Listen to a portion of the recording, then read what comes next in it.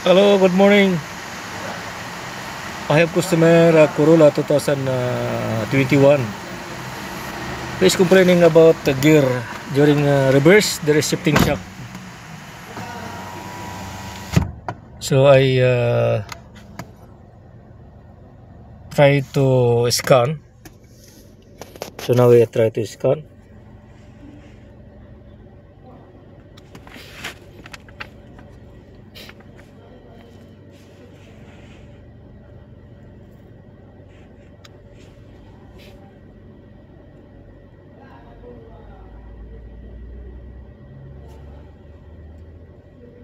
This is without a smart key.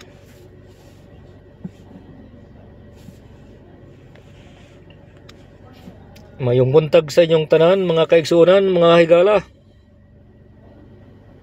Di ako'y customer na Corolla 2021. Ang reklamo during reverse, sinig-reverse, shifting shock. Mayroon siyang check engine lamp. Ang tanaw karon kung sa iyang trouble code.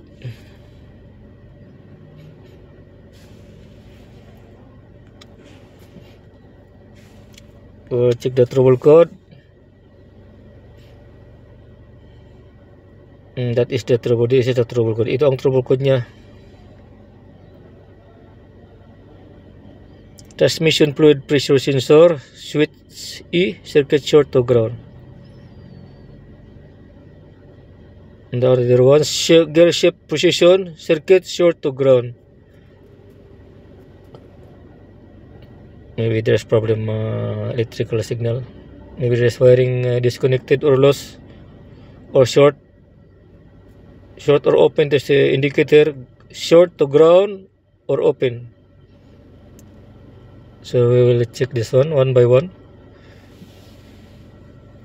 Ato ning isa-usahon pag-check ang mga wiring. Konektado sa transmission.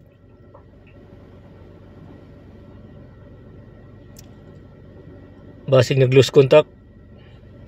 Maybe there's some loose connection. Baka mayroong na-loose na mga wiring. So checkin natin isa-isa ito. Subukan tayong i-delete.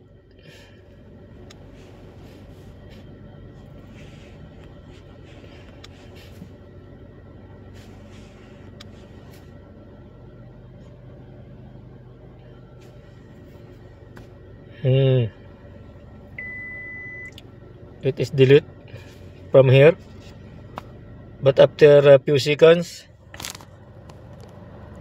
come on again the engine will up.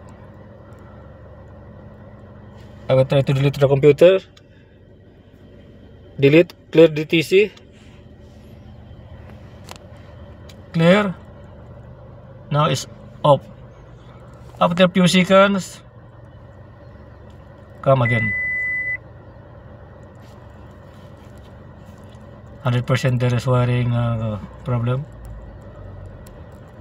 loose or short connector, loose or short the wiring. We'll read the code again. Remaining this gear shift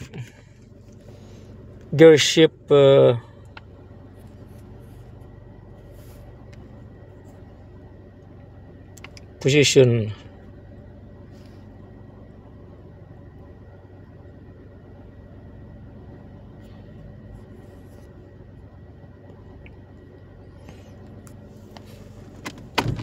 We'll try to shift.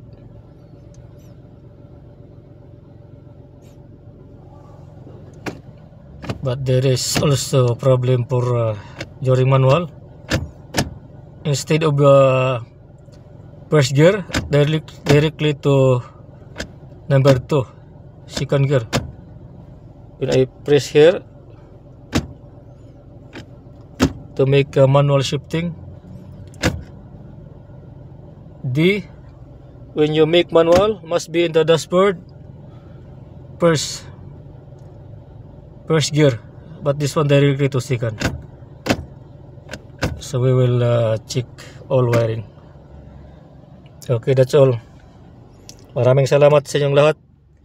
Daghang salamat sa inyong pagsubaybay sa aking vlog.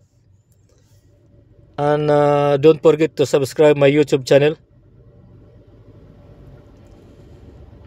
Daghang salamat. Thank you very much. Maraming salamat sa inyong lahat. Okay? Thank you.